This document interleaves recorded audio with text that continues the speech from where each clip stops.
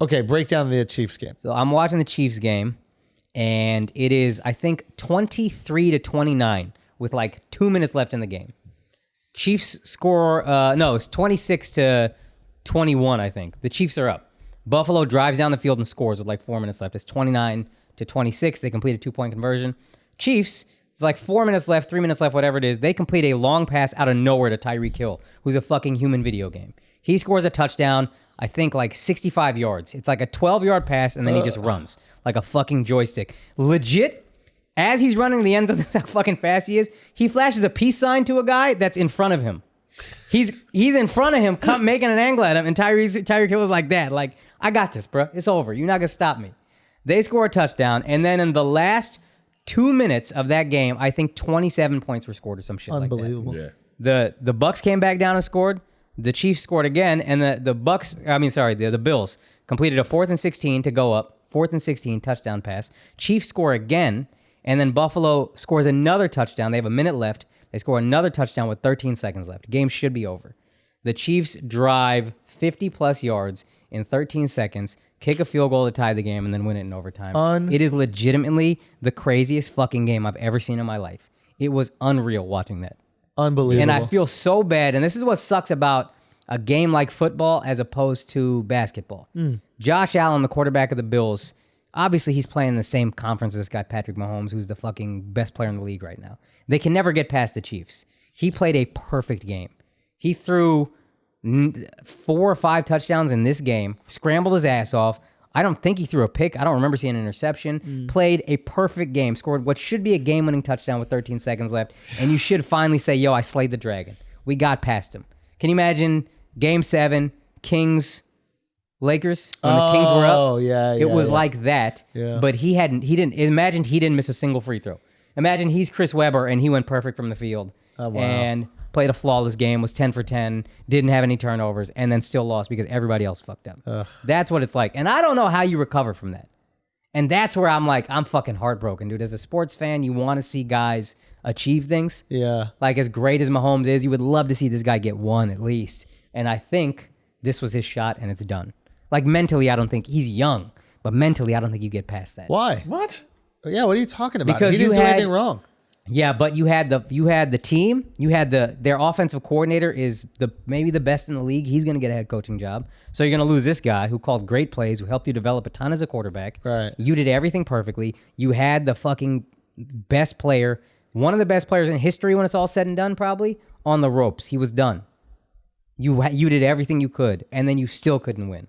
Yeah. I think you're looking at that like I was perfect and still lost. The way I look at that is in a game specifically like football, you can only be responsible for what you do. Yeah. Okay, so if you like what's it called, Brady, it's like I think Brady's incredibly upset that he lost, but he's not. They didn't lose because of what he did. Yeah. I mean, you could say, yeah, you should have scored more points. It is on you.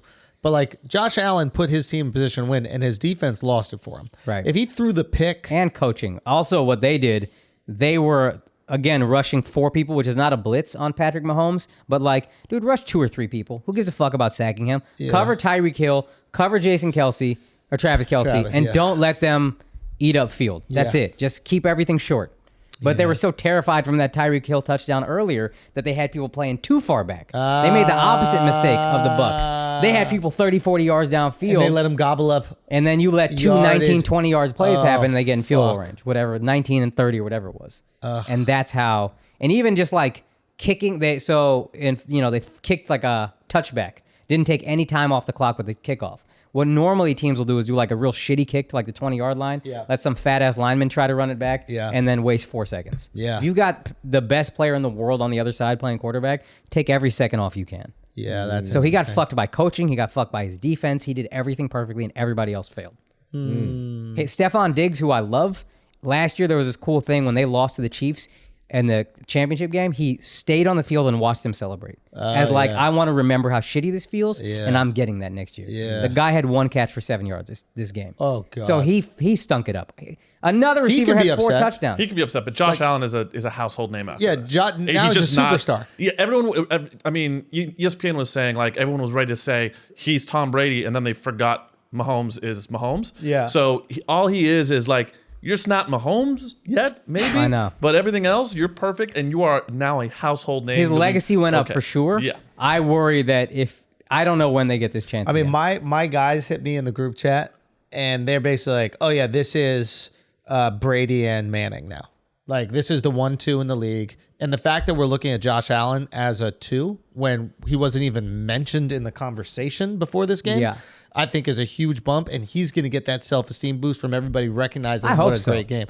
I mean, he even said something interesting in response to the decision. He's like, "Listen, it sucks to lose because I guess in overtime, it's just first person who scores a touchdown Yeah. wins. If it's field goal, it goes back and forth." Yeah.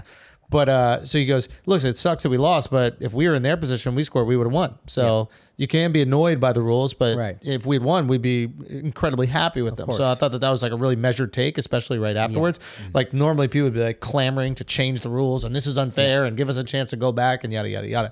But I think his confidence will just be bolstered. Like him and Mahomes also have a similar thing that I think Brady has, and not a lot of quarterbacks have it. I don't think Rodgers has it, where like the whole fucking team loves them. Yeah. Like everybody on the team loves Mahomes, and I'm seeing Josh Allen after that touchdown that should have won the game, fucking going nuts with his linemen, just like let's fucking go. Yeah. Like he's the fiery one, and that's cool to see that because you don't often see that. Like Manning was a fucking machine, like a computer. But I didn't see a lot of his players going nuts with him on the sidelines. Like that's their boy.